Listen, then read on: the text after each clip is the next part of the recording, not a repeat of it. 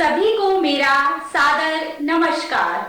मैं श्रीमती मनीषा रघुवंशी, शासकीय नवीन हाई स्कूल 25वीं बटालियन भदभदा रोड भोपाल में विज्ञान विषय के पद पर पदस्थ हूँ।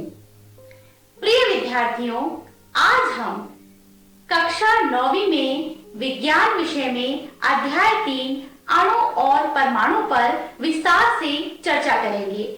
यह इस अध्याय का भाग 1 है, जिसमें हमने कुछ विषयांशों को लिया है। आइए इस पूरे विषयांश को अच्छे से समझते हैं और पूरे विषयांश पर अपनी समझ बनाते हैं।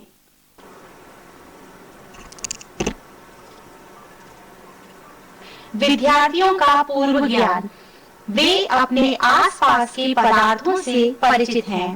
पदार्थों के प्रकार, विशेषताओं, गुणों को जानते हैं। भौतिक व रासायनिक परिवर्तन के विषय में जानते हैं। तत्व यौगिक मिश्रण के गुण व विशेषताओं को जानते हैं। तत्व के संकेत या प्रतीक लिखना जानते हैं। कुछ यौगिकों के यौगिक सूत्रों से परिचित हैं। आगे के अध्याय में विद्यार्थियों ने इन सभी विषयांशों को पढ़ा है। अब हम देखते हैं कि इस अध्याय में लर्निंग आउटकम्स मतलब सीखने के कौन कौन से बिंदु हैं।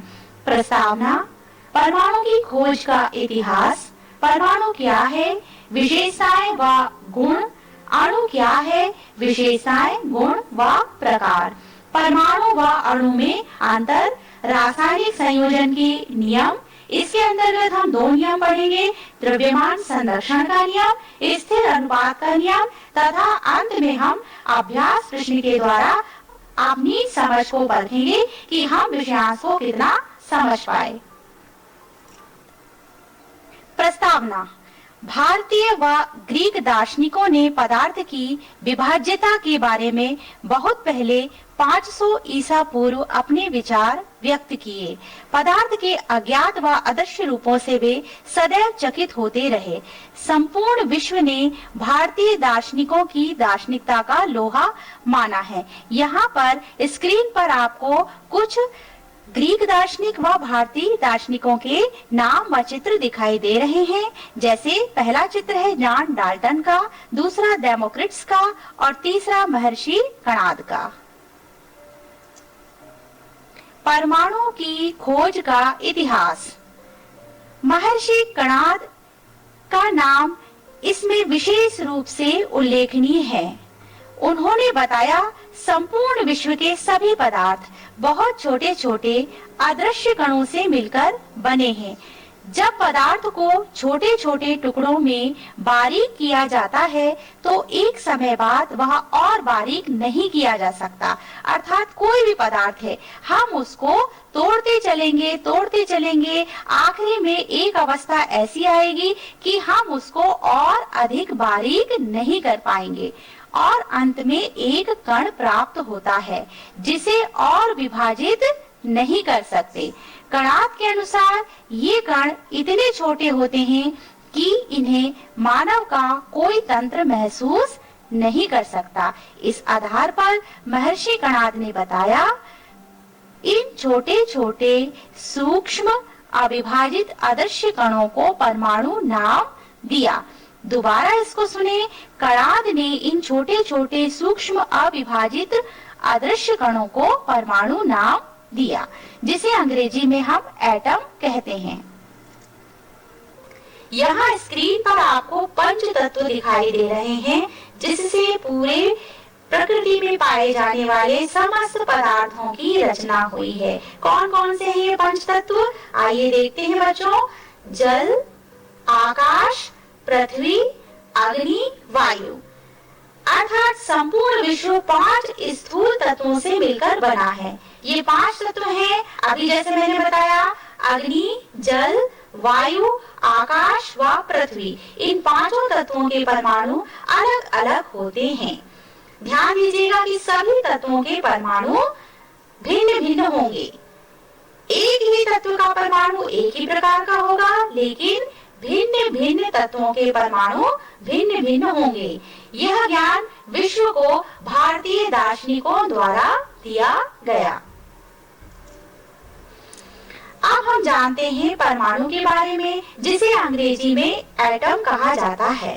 सामान्य परिचय: वह सूक्ष्मतम कण या पदार्थ की सबसे छोटी इकाई जिसे और अधिक विभाजित नहीं किया जा सकता है, इसका अपना अस्तित्व है। यह किसी भी पदार्थ की रचनात्मक इकाई है। रचनात्मक इकाई से तात्पर्य है कि पदार्थ की रचना सबसे छोटे जिस कण से होती है वह है परमाणु। विभिन्न पदार्थ के परमाणु अलग अलग होते हैं। ये प्रकृति में स्वतंत्र अवस्था में पाए जाते हैं। यहाँ पर हम उदाहरण देखें। H मतलब हाइड्रोजन परमाणु, O ऑक्सीजन परमाणु। परमाणु की विशेषताएं। आइए जानें परमाणु की कौन कौन सी विशेषताएं होती हैं। यह पदार्थ के मौलिक मूल कण होते हैं। मौलिक मतलब सबसे छोटे और मूल रचनात्मक इकाई जिसे हम कहते हैं। ये किसी भी पदार्थ की रचनात्मक इकाई है, अविभाज्य है, सूक्ष्म है, पदार्थ के सबसे छोटे भाग है। रासायनिक अभिक्रिया में यह भाग लेता है। स्वतंत्र अवस्था में नहीं रह सकता। परमाणु को किसी भी भौतिक व रासायनिक विधि से विभाजित नहीं किया जा सकता। ये सब परमाणु की विशेषताएं होंगी। दोबारा इनको हम एक बार देखते हैं। परमाणु की विशेषताएं: ये मौलिक कण है, किसी भी पदार्थ की रचनात्मक इकाई है, अविभाज्य है, पदार्थ का सबसे छोटा भाग है, रासायनिक अभिक्रिया में भाग लेते हैं, स्वतंत्र अवस्था में नहीं रह सकते, भौतिक व रासायनिक विधि से विभाजित नहीं किए जा सकते। अब हम अणु, जिसे अंग्रेजी में मॉलिक्यूल कहते हैं, उसके बारे में जानेंगे। सामान्य परिचय: अणु दो या दो से अधिक परमाणुओं से मिलकर बनता है। ये यहाँ पर ध्यान देने योग्य बात है। अणु की रचना होती है दो या दो से अधिक परमाणुओं के मिलने से, जो आपस में रासायनिक बंध द्वारा जुड़े होते हैं। ये जो परमाणु हैं आपस में एक दूसरे से रासायनिक बंध द्वारा जुड़े होंगे। अणु को किसी तत्व अथवा यौगिक के उस सूक्ष्मतम कण के रूप में परिभाषित कर सकते हैं जो स्वतंत्र रूप से अस्तित्व में रह सकता है तथा उस यौगिक के सभी गुणों को प्रदर्शित करता है। अणु एक ही प्रकार के या अलग अलग प्रकार के परमाणुओं से मिलकर बनते हैं। यहाँ हम उदाहरण देखेंगे। आपको नीचे पहले उदाहरण में दिखाई दे रहा है H और H, अर्थात हाइड्रोजन के दो परमाणु हैं जो आपस में सहयोग करके रासायनिक बंध द्वारा H2 बना रहे हैं, अर्थात हाइड्रोजन का अणु बना रहे हैं। और ये एक ही प्रकार के परमाणु हाइड्रोजन से मिलकर बना अणु है। उसी प्रकार दूसरे उदाहरण में हम देखते हैं ऑक्सीजन का परमाणु, कार्बन का परमाणु और ऑक्सीजन का परमाणु, अर्थात दो ऑक्सीजन के परमाणु व कार्बन का एक परमाणु आपस में रासायनिक बंध द्वारा रासायनिक सहयोग करके कार्बन डाइऑक्साइड का एक अणु बनाता है। और इसमें परमाणु भिन्न भिन्न हैं, इसीलिए इस प्रकार निर्मित जो अणु हैं वे भिन्न भिन्न परमाणुओं से निर्मित अणु कहलाएंगे। इस आधार पर हम अणु के प्रकार देखते हैं। अणु दो प्रकार के होते हैं। पहला तत्वों के अणु, इन्हें सम परमाणु भी कहा जाता है, जो एक ही प्रकार के तत्व के परमाणुओं से मिलकर बने होते हैं। सम परमाणु का मतलब है जिसमें परमाणु एक ही प्रकार के हों। उदाहरण से यह बात स्पष्ट होती है, जैसे ऑक्सीजन और ऑक्सीजन के परमाणु के सहयोग से O2 का अणु बनेगा। नाइट्रोजन और नाइट्रोजन परमाणु के सहयोग से N2 बन रहा है, जिसे हम नाइट्रोजन का अणु कहेंगे। और यह एक ही प्रकार के परमाणु से मिलकर बन रहा है, इसीलिए क्या कहलाएगा? समपरमाणुक। इसके बाद दूसरा प्रकार है यौगिक के अणु। इन्हें हम विषम परमाणु कहते हैं क्योंकि यह अलग अलग तत्वों के परमाणुओं से मिलकर बनते हैं। उदाहरण से यह बात स्पष्ट हो जाएगी। यहाँ नीचे उदाहरण में जल के अणु को बनना बताया गया है। जल एक यौगिक है और यह हाइड्रोजन परमाणु और ऑक्सीजन परमाणु के सहयोग से बनता है। इस प्रकार यहाँ दो प्रकार के विषम परमाणु हैं, इसीलिए यौगिक के अणु जो होंगे वो विषम परमाणु होंगे और तत्वों के जो अणु होंगे वो सम परमाणु होंगे। अणु की विशेषताएं। आइए अणु की विशेषताओं पर हम चर्चा करते हैं। इसमें पदार्थ की वह संपूर्ण गुण विद्यमान होते हैं जिससे मिलकर यह बनता है। अणु विभाजित हो सकते हैं। अणु किसी भी रासायनिक अभिक्रिया में भाग नहीं लेते हैं। अणु के विभाजन से परमाणु मिलता है। किसी अणु में एक ही प्रकार के या अलग अलग प्रकार के परमाणु होते हैं। अणु दो प्रकार के होते हैं, सम परमाणु व विषम परमाणु। उदाहरण हो जाएंगे अणु के हाइड्रोजन का अणु, नाइट्रोजन का अणु, H2O का अणु अर्थात जल का अणु, CO2 का अणु अर्थात कार्बन डाइऑक्साइड का अणु। आइए अब हम जाने परमाणु और अणु में क्या अंतर पाया जाता है। परमाणु, इसमें पदार्थ के वह संपूर्ण गुण विद्यमान होते हैं जिससे मिलकर यह बनता है। अणु, इसमें पदार्थ के वह संपूर्ण गुण विद्यमान होते हैं जिससे मिलकर यह बनता है। अर्थात कोई भी पदार्थ की रचनात्मक इकाई, सबसे छोटी रचनात्मक इकाई परमाणु होगी और परमाणुओं से मिलकर अणु बनेंगे।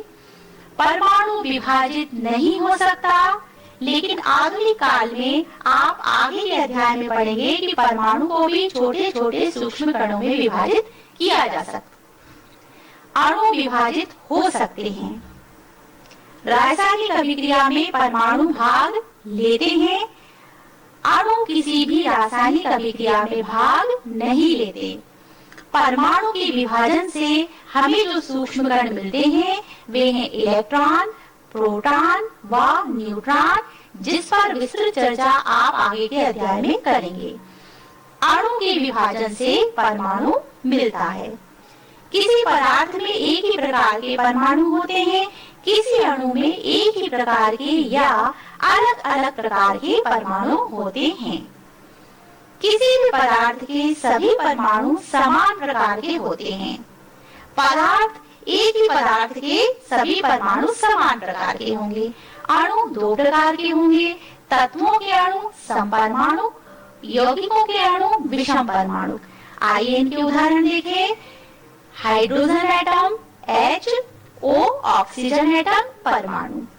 अणु में H2N2 हाइड्रोजन का अणु, नाइट्रोजन का अणु, H2O जल का अणु, CO2 कार्बन डाइऑक्साइड का अणु। आइए अब हम देखते हैं रासायनिक संयोजन के नियम। डाल्टन ने द्रव्यों की विभाज्यता का सिद्धांत दिया जो रासायनिक संयोजन के नियमों पर आधारित था। वैज्ञानिक लवाजिये व प्राउस्ट ने रासायनिक संयोजन के दो नियम दिए। हम इस अध्याय में रासायनिक संयोजन के दो नियमों पर विस्तार से चर्चा करेंगे। पहला नियम है द्रव्यमान संरक्षण का नियम, दूसरा नियम है स्थिर अनुपात का नियम। द्रव्यमान संरक्षण का नियम, इस नियम को समझने से पहले हम एक प्रायोगिक क्रियाकलाप करते हैं जिससे इस नियम पर हमारी समझ बने और यह क्रियाकलाप हम अपनी प्रयोगशाला में कर सकते हैं।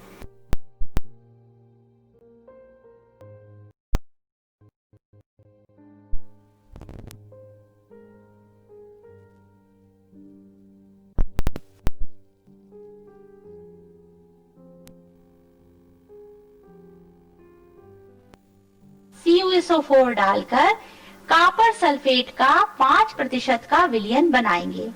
एक अन्य दूसरा बीकर लेंगे, उसमें 50 सीसी जल व 2.63 ग्राम सोडियम कार्बोनेट Na2CO3 लेंगे। अब एक कोनिकल फ्लास्क लेंगे और उसमें 10 सीसी सोडियम कार्बोनेट विलयन लेंगे। एक छोटी ज्वलन नली लेंगे जिसमें 1 सीसी कॉपर सल्फेट विलयन लेंगे। ज्वलन नली को धागे की सहायता से कोनिकल फ्लास्क में लटकाकर कार्क से उसका मुंह बंद करके रासायनिक तुला पर रखकर तौल लेंगे। जब हम तौलेंगे तो हम देखेंगे, अगर हम पूरी चीजों को जिस प्रकार बताया गया है उस आधार पर लेंगे तो जो वजन आएगा वो आएगा 31 ग्राम।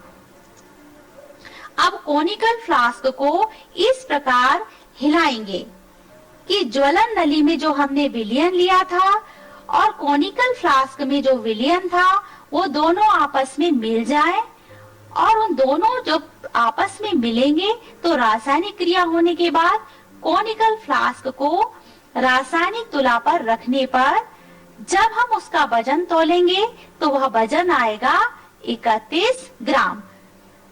रासायनिक अभिक्रिया से पहले कॉपर सल्फेट और सोडियम कार्बोनेट का भार सिस्टम सहित कुल द्रव्यमान रासायनिक अभिक्रिया के बाद प्राप्त कॉपर कार्बोनेट और सोडियम सल्फेट के सिस्टम सहित कुल द्रव्यमान के भार के बराबर आया, अर्थात 31 ग्राम और 31 ग्राम बराबर आया। अतः अब ये नियम हमारा जो द्रव्यमान संरक्षण का है उसकी पुष्टि होती है। द्रव्यमान संरक्षण के नियमानुसार किसी रासायनिक अभिक्रिया में ना तो द्रव्यमान बनता है और ना ही इसका विनाश होता है। जो केमिकल रिएक्शन है वो इस प्रकार होगी, कॉपर सल्फेट और सोडियम कार्बोनेट के बीच जब रासायनिक अभिक्रिया होगी तो कॉपर कार्बोनेट और सोडियम सल्फेट बनेगा और दोनों का वजन कैसा होगा, 31 ग्राम समान होगा, जो द्रव्यमान संरक्षण के नियम की पुष्टि करता है कि द्रव्यमान को ना ही तो किसी अभिक्रिया में द्रव्यमान ना ही बनता है और ना ही उसका विनाश होता है।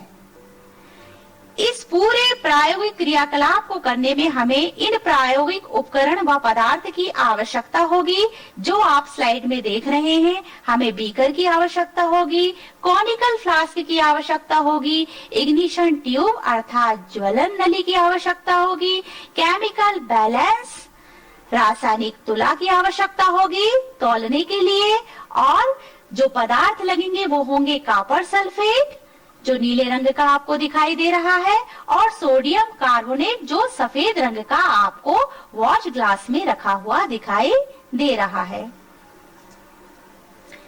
इसके बाद जो दूसरा नियम है वह है स्थिर अनुपात का नियम।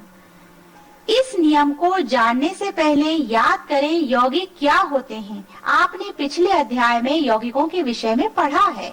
आइए यौगिक को देखते हैं। 2 या 2 से अधिक तत्वों के निश्चित अनुपात में रासायनिक संयोग से प्राप्त पदार्थ यौगिक कहलाते हैं, अर्थात यौगिक में हमेशा तत्वों का अनुपात निश्चित होगा। जैसे नमक, कॉपर सल्फेट, जल आदि यौगिक हैं। आइए जल का उदाहरण देखते हैं। जल चाहे वह किसी भी स्रोत से प्राप्त हो, चाहे हमारे घर के नल से प्राप्त हो, हैंडपंप से प्राप्त हो, नदी से प्राप्त हो, तालाब से प्राप्त हो, हाइड्रोजन के 2 व ऑक्सीजन के 1 परमाणु के सहयोग से बनता है। यहाँ चित्र में आप देख रहे हैं कि जल के एक अणु को बनने में हाइड्रोजन के 2 परमाणु व ऑक्सीजन का 1 परमाणु सहयोग करेगा, तब जल का एक अणु बनेगा। हाइड्रोजन का द्रव्यमान यदि हम देखें तो हाइड्रोजन का द्रव्यमान होगा 2 यूनिट, ऑक्सीजन का द्रव्यमान हम देखें तो वह होगा 16 यूनिट। जब इन द्रव्यमानों को आपस में हम अनुपात निकालेंगे तो 2:16 यानी 1:8 प्राप्त होगा।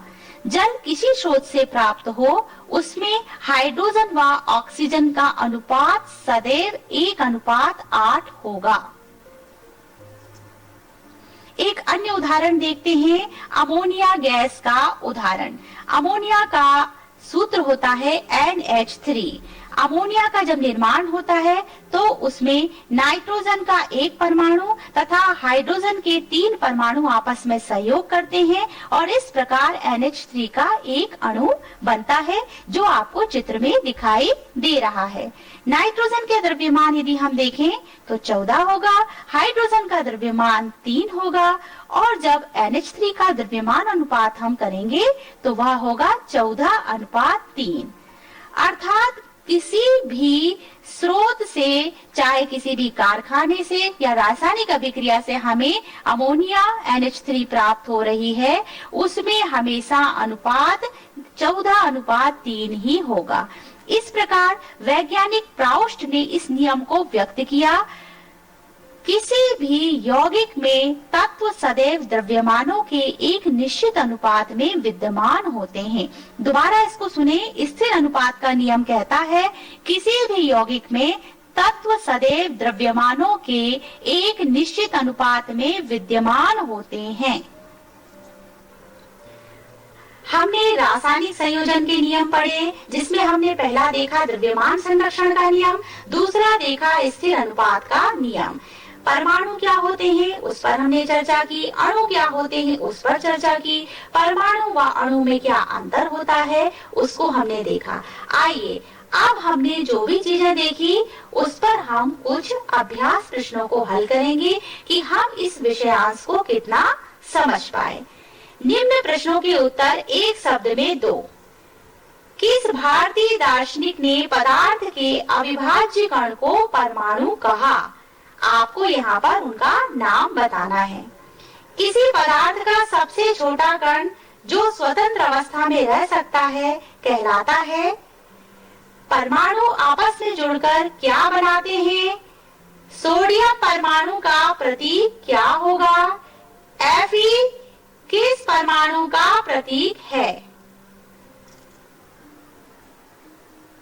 किसी भी यौगिक में तत्व सदैव द्रव्यमानों के एक निश्चित अनुपात में विद्यमान होते हैं। यह रासायनिक संयोग का कौन सा नियम बताता है? आपको उस नियम का नाम यहाँ लिखना है। CO2 एक अणु है या परमाणु? द्विपरमाणु अणु का एक उदाहरण दें। जल, वह चाहे किसी भी स्रोत से लिया गया हो। हाइड्रोजन व ऑक्सीजन का अनुपात 1:8 होता है। यह रासायनिक संयोजन का कौन सा नियम बतलाता है?